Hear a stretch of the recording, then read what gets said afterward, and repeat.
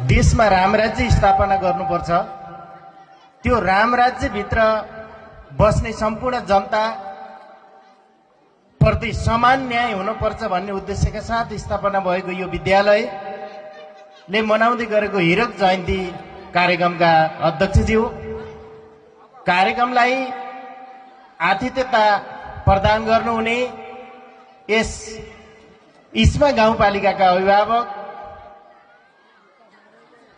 अध्यक्षज्यू, यो विद्यालयलाई हामीले अहिले सोच्न नसक्ने दीर्घकालीन सोचसहित स्थापना गर्ने र स्थापना पश्चात यहाँसम्म ल्याउनको लागि आफ्ना सारा जीवन यही अर्पण गर्ने सम्पूर्ण आदरणीय अग्रज व्यक्तित्वहरू र आजको यो कार्यक्रमलाई सफल बनाउनको लागि सबै पक्षबाट उपस्थित हुने सम्पूर्ण आदरणीय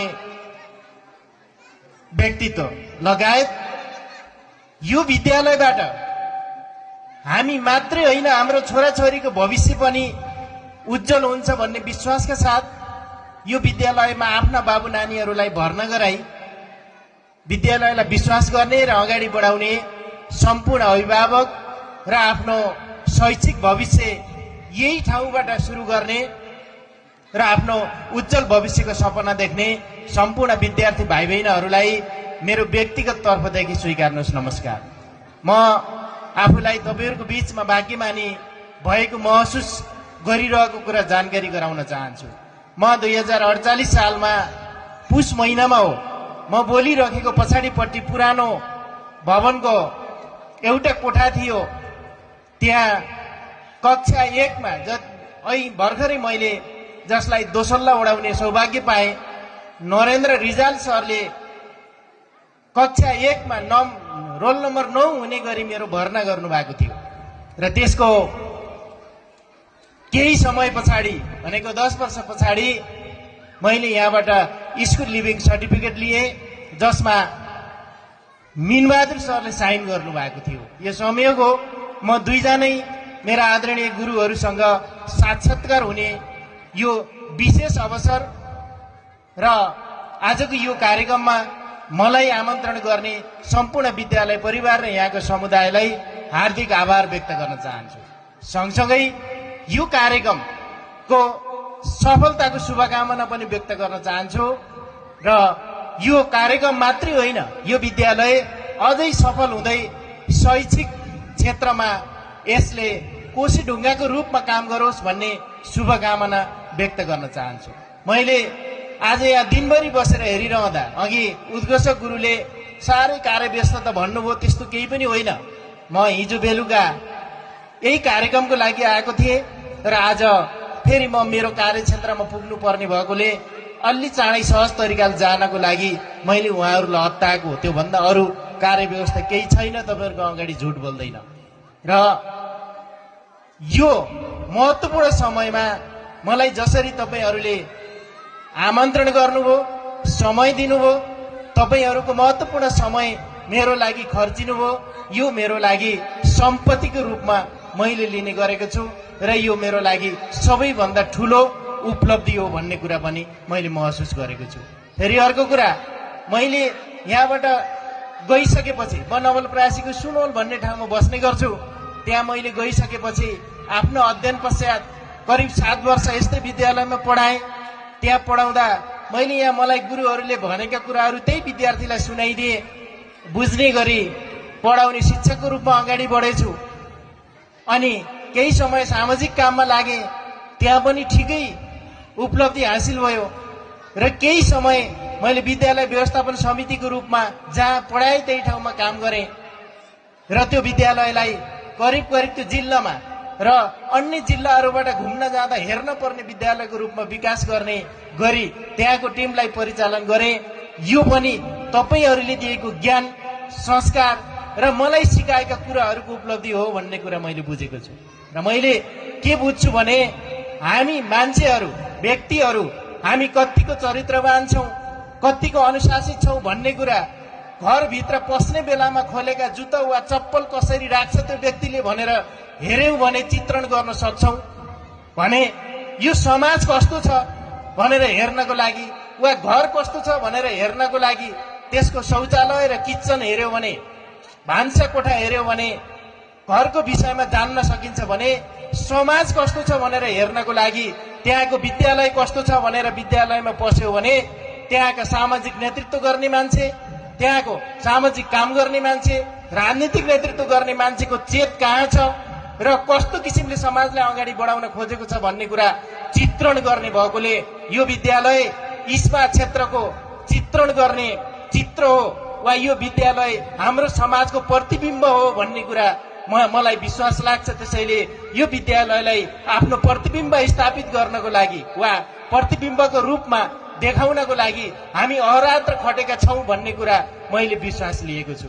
यो बीचमा हिँडिराख्दा, हिजोदेखि आजसम्म हेरिराख्दा यो विद्यालय हामी कस्तो समाज निर्माण गरिरहेका छौं भने अब अघि अध्यक्षजीले थोरै कुरा कोट्याउनु भयो, हामी अलि असहिष्णु भयौं, हामी राम्रोलाई राम्रो भन्न नसक्ने भयौं, नराम्रोलाई पनि आफ्नो छ भने राम्रो भन्न थाल्यौं, यसले समाजलाई कहाँ पुर्याउँछ भन्ने कुरा कोट्याउनु भयो। यो यहाँ मात्रै होइन, यो सबै ठाउँमा छ। त्यसैको कारणले अहिलेको परिवर्तनको जग पनि त्यहीबाट बसेको भन्ने कुरा मैले बुझेको छु। तपाईहरूले कसरी बुझ्नु भएको छ? म यो 2 दिन बसिराख्दा यहाँ पनि कतै समाज कस्तो निर्माण भएको जस्तो लाग्यो भने अब कोही मर्यो भने मलामी जाने बेलामा कुन पार्टीको हो भनेर सोध्ने संस्कार विकास भयो कि जस्तो लागेको छ। यो मेरो पार्टीको हो भने हामी जानै पर्छ, होइन भने नगए पनि हुन्छ, 13 दिनमा एक दिन भेट्न जान पर्छ भन्ने संस्कार विकास भयो कि भन्ने मलाई अनुभूति लागेको छ। हामी कर्ममा विश्वास गर्ने हो, हाम्रो धर्म भनेको कर्म हो। हामीले इमानदारीपूर्वक कर्म गर्यौं भने त्यसको फल जनताले वा त्यसको फल अभिभावकले पक्कै पनि सही दिनुहुन्छ भन्ने कुरा विश्वासका साथ सामाजिक काममा अगाडि बढ्नुपर्छ। म यहाँबाट नवलपरासी छिरिराख्दा मैले यहाँका मेरा आफन्त, मलाई चिनेका, मलाई हुर्काएका मेरा गुरुहरू, मेरो सम्पूर्ण चिज मैले यही छोडेर गएको थिएँ। त्यो ठाउँमा मेरो कोही नाता थिएन, त्यो ठाउँमा कोही सम्बन्ध थिएन, मैले आफूलाई त्यहाँ स्थापित गर्नु थियो। मैले अहिलेको तपाईहरुको बीचमा उभिराख्दा पनि म गैर राजनीतिक तरिकाले स्वतन्त्र उठेर चुनाव जितेर अहिले पनि म स्वतन्त्र भूमिका काम गरेको छु। मैले त्यो कुराले के अनुभूति गरेको छु भने हामीले काम गर्यौं भने, काम सही गर्यौं भने हामीलाई कुनै चीजको आड लिनुपर्ने जरुरी छैन। तर गलत काम गर्दै गयौं भने हामीले प्रत्येक पल आड लिनुपर्छ, प्रत्येक पल संरक्षण खोज्नुपर्छ। त्यसैले आफूलाई सुधार्ने वा समाज सुधार्ने हो भने पहिला आफूबाट सुध्रिन जरुरी छ भन्ने मलाई अनुभूति भएको छ। त्यसैले यहाँ तपाईहरुको बीचमा मेरो अनुभूति जन्ने भनाइ राख्ने अनुमति नमाग्दै राखेर भ्याएँ र मैले अब धेरै कुरा केही पनि गर्दैन। यहाँ फरक मान्छेको मुखबाट तपाईहरुले एउटै कुरा सुन्नुभयो र लामो समय सुनिराख्नुभयो, हामी यहाँ बोलिराख्यौं। तपाईहरुलाई झिजो लागेको हुन सक्ला वा अल्छी लागेको हुन सक्ला।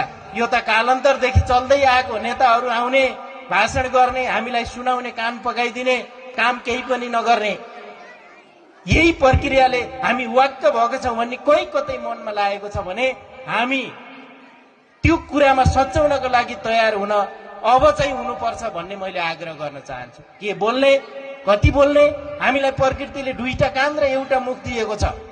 त्यो भनेको अलि धेरै सुन तर थोरै बोल भन्ने प्रकृतिले पनि भनेकोले हामी काम जति गरिन्छ त्यसको केही गुणा थोरै बोल्यौं भने गल्ती पनि कम हुन सक्छ भन्ने मेरो बुझाइ छ र तपाईहरुको बीचमा यो बुझाइ राख्न चाहन्छु। अब अर्को कुरा, यो विद्यालयको कुरा मैले भनिहालेँ। मैले कक्षा 1 मा 9 रोल नम्बर हुने गरी यो विद्यालयमा भर्ना भएँ। त्यसपछिको इक्जाम पछि मैले कहिल्यै 2 रोल नम्बर लेख्नु परेन। मलाई दिएको शिक्षा, सरहरूले गरेको गाइड र सरहरूले सिकाएको व्यवहार जीवन व्यवहारमा लागू गर्दै जाँदा आज पनि मैले त्यही कुरा सम्झिने गर्छु। मलाई अर्को गुरुले केही पनि सिकाउनु भएको छैन। यही रामराज्य माविमा जे कुरा सिकाउनु भयो त्यही कुरालाई मैले जीवन व्यवहारमा परिवर्तन गरिरहेको छु वा लागू गरिरहेको छु। त्यसैले शिक्षा भनेको पढ्ने र किताब सक्ने मात्रै होइन, शिक्षा भनेको पास गर्ने र सर्टिफिकेट लिने मात्रै होइन। शिक्षा भनेको आफ्नो जीवनमा, जीवन व्यवहारमा परिवर्तन गर्ने। हामी सामाजिक शिक्षा पढ्ने गर्छौं तर गुरुलाई सम्मान साथ बोल्न सकेनौं भने त्यो पढाइको अर्थ हुँदैन। हामीले सामाजिक शिक्षा पढ्ने गर्छौं, समाजमा कसरी मिलेर बस्नुपर्छ भन्ने कुरा अब हामी जानेनौं भने त्यो पढाइको अर्थ हुँदैन। त्यसैले हामीले पढेका कुराहरूलाई, हामीले सिकेका कुराहरूलाई मेरो जीवनमा वा आफ्नो जीवनमा हामीले लागू गर्न सक्छौँ कि सक्दैनौँ, मलाई परिवर्तन गर्न सके कि सकिन भनेर गम्यौँ भने वा सोच्यौँ भने पक्कै पनि परिवर्तन हुन सक्छ, यो समाज अगाडि जान सक्छ। फेरि अर्को कुरा, हामी कुन समाजमा छौँ भनेर हेऱ्यौँ भने हामी त मन्दिरमा तलपट्टितिर मार्बल लाउनको लागि बजेट खोज्न जाने, मन्दिरमा गजुर सुनको जलप लाउनको लागि बजेट खोज्न जाने, तर यो विद्यार्थी जहाँ वास्तविक भगवानहरू अध्ययन गरिरहेका छन्, यो समाजलाई नेतृत्व गर्ने नेतृत्वदायी भूमिका निर्वाह गर्ने व्यक्ति उत्पादन गर्दैछौँ।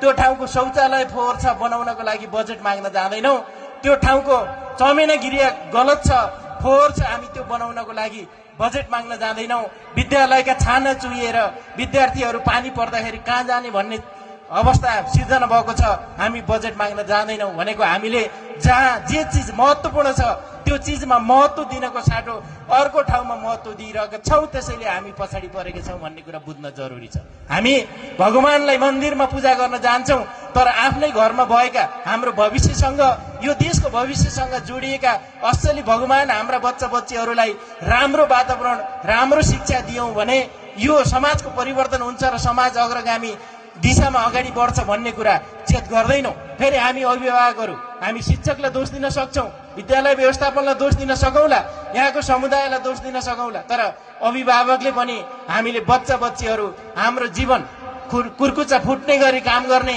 बिहानदेखि बेलुकीसम्म काम गर्ने र यही बच्चाको लागि पढाउनको लागि मेहनत गरेका छौँ, तर त्यो ठिक गरेका छ कि छैन, त्यसले राम्रो पढ्यो कि नै भनेर दिनको 1 घण्टा वा 1 मिनट पनि टाइम निकाल्दैन हामीलाई फुर्सद हुँदैन। भनेको हामी जहाँ फुर्सद निकालेर हेर्नुपर्ने, जसलाई सुधार्नु पर्ने, जसलाई अगाडि बढाउनु पर्ने त्यो क्षेत्रमा हामीले 1 मिनट पनि टाइम दिँदैनौँ, त्यसैले पनि हामी बिग्रिरहेका छौँ भन्ने कुरा मैले बुझेको छु। फेरि अर्को कुरा, हामी विद्यार्थीहरू पनि हामी कहिले बाल मैत्रीको कुरा गर्ने, कहिले बाल अधिकारको कुरा गर्ने र हामीले स्वतन्त्र छोडिराख्दा भनेको स्वतन्त्र छोडिराख्दा बच्चा बच्चीहरूले सिक्ने प्रक्रियामा पनि कहीँ अवरोध हुन्छ कि भन्ने कुरा ध्यान दिनु पर्यो र ती बच्चा बच्चीहरूलाई हामीले जुन गतिमा अगाडि बढाउँछ यो समाज त्यही गतिमा अगाडि बढ्छ।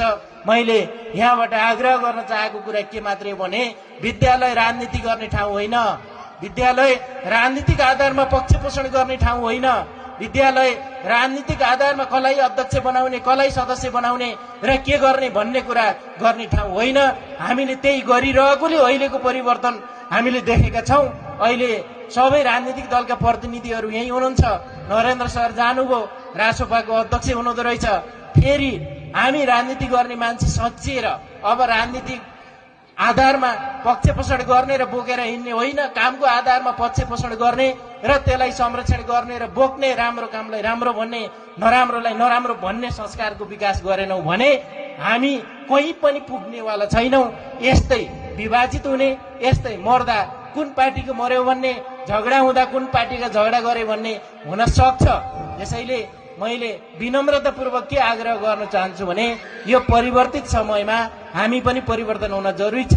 यदि साँच्चिने हो भने आफैबाट साँच्चिन जरुरी छ भन्ने कुरा तपाईँहरूको बिचमा राख्दै यहाँ यो क्षेत्रको वा यो इस्मा पालिकाको अध्यक्ष र अभिभावक भगत खड्का सर जत्तिकै व्यक्तिले नेतृत्व गरिराख्दा यो ठाउँमा शिक्षा बिग्रिन्न भन्ने कुरा हाम्रो बुझाइ छ। वा उहाँले नेतृत्व गरेको ठाउँमा बिग्रियो भने यो नौलो कुरा हुन सक्छ भन्ने कुरा हामीले बाहिरबाट हेर्दा पनि बुझेका छौँ। त्यसैले उहाँले गरेको नीतिगत निर्णय, उहाँले गरेका शिक्षामा सहयोग र उहाँले गरेका सहयोग र सुझावहरू पक्कै पनि फलदायी हुनेछन् भन्ने कुरा मैले बुझेको छु। त्यसैले पनि यो नेतृत्वले सही गर्छ र यो विद्यालय अझै अगाडि बढ्छ भन्ने बुझेको छु। र मैले अन्तिमतिर तपाईँहरूलाई मैले धेरै केही पनि भन्दैन। यो समय कस्तो पर्यो भने यो भन्दा अझै अघिल्लो यो रनिङ सिल्डको बेलामा यही रामराज्य माविले सिल्ड जितेको बेलामा म आनन्दपुर माविमा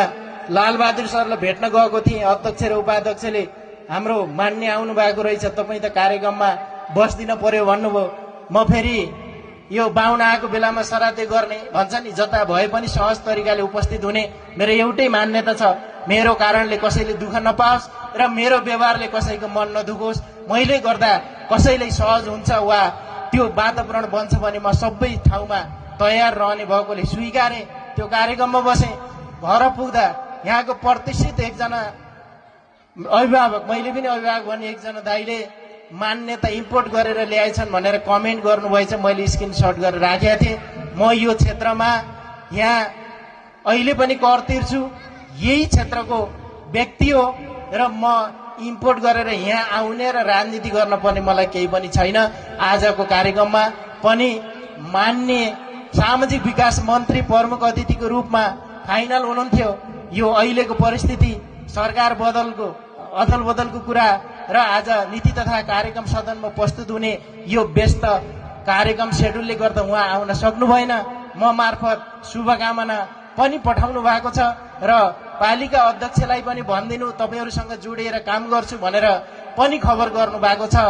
र आजको यो कार्यक्रममा मलाई जुन अवसर मिल्यो यो मेरो लागि मेरो जीवनको सबैभन्दा ठुलो उपलब्धि हो भन्ने कुरा तपाईहरूको बीचमा राख्दै तपाईहरूले सिकाएका कुराहरू, तपाईहरूले देखाएको बाटो र तपाईहरूले सिकाएका व्यवहारहरूलाई मैले मेरो जीवनमा लागू गर्दै अगाडि बढ्ने प्रणसहित मैले धेरै कुरा केही गर्न सक्दैन। मैले एउटा निमन्त्रणा गर्छु, सामुदायिक विद्यालय कसरी परिवर्तन हुन्छ र सामुदायिक विद्यालयमा के विकास गर्न पर्छ भन्ने म व्यवस्थापन समितिमा रहेर काम गरेको र व्यवस्थापन समिति सञ्जाल बनाएर सुनवल नगरपालिकामा सामुदायिक विद्यालयमा गरेको प्रगति हेर्नको लागि म पालिका अध्यक्षको हैसियतमा यहाँको शिक्षामा काम गर्ने साथीहरूलाई यो औपचारिक निमन्त्रणा गर्दै यो विद्यालयमा अर्को पटक बस्दा, यो ठाउँमा बस्दा तपाईहरू धुलोमा बस्न नपर्ने गरी बजेटको व्यवस्था गर्ने प्रण गर्दै म यहाँबाट बिदा हुन चाहन्छु र यो विद्यालयको उत्तर प्रगतिको कामना गर्छु र तपाईहरूसँग